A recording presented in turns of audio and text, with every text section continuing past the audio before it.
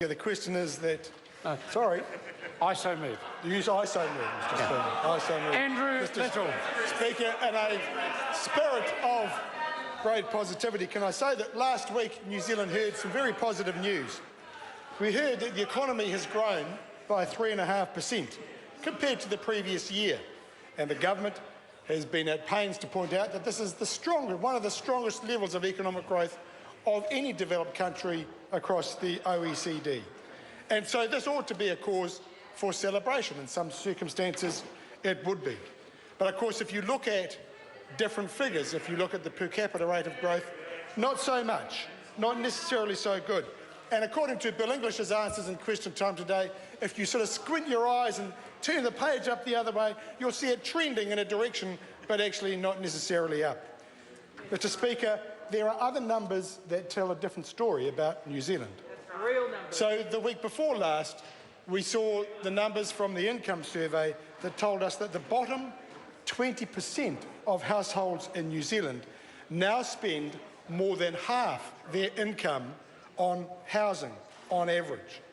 We heard that 28% of families in New Zealand are spending nearly a third of their income just on housing, either paying a mortgage, paying rent, just having a roof over their heads. And yet 20% of households by income have seen the proportion of their income going on housing, for the top 20% of households have seen the proportion of their income going on housing falling. And the average cost to them in terms of proportion of income is just 9%. Mr. Speaker, we have a problem in New Zealand still of rapidly growing inequality. It's unfair and it's wrong.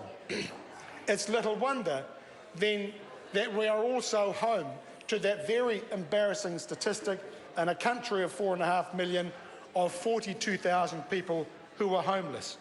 For far too many New Zealanders, their incomes simply are not keeping up with the real cost of living.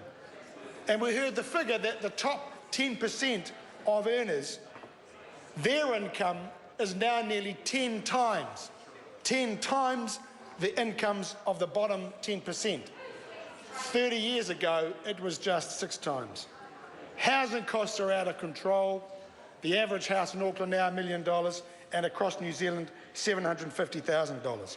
Mr. Speaker, we have a young generation coming out of further education and training, saddled with debt and affecting their life choices and their life chances. Mr. Speaker, we might have a growing economy, but we have something else that has grown at an extraordinary rate, and that is inequality. Mr. Speaker, we can do better. We can be a better New Zealand. You see, a better New Zealand will make sure that there are affordable houses for all New Zealanders to buy and to rent. A better New Zealand would pass the laws, work with the developers, work with the councils, work with iwi to make sure that this can happen. A better New Zealand will make sure that there is a state housing organisation that is about looking after the vulnerable, not about passing on excessive profits to the government of the day. A better New Zealand will make sure that we have a well-supported and fairly funded education system that will give our children the chance of success. A better New Zealand makes sure that every school will have the resources and the means and the leadership to offer our children, all children, the best teaching and learning. A better New Zealand will make sure that we have a health system that has health care available to all New Zealanders when they need it, and not discriminate against the elderly and depending on where you live.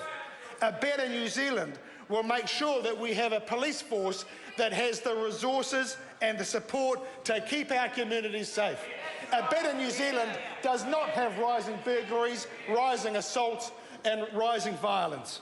A better New Zealand will go the extra mile for our young people who are presently not in work to make sure they get work, they get training, they get skills and they get ahead. Mr. Speaker, a better New Zealand will get to work on lifting incomes, will work with business, with workers and their unions so that they can work together to lift productivity and lift their incomes and live with greater dignity.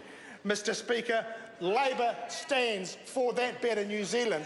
Labor stands for dignity. Labor stands for a successful future for all New Zealand.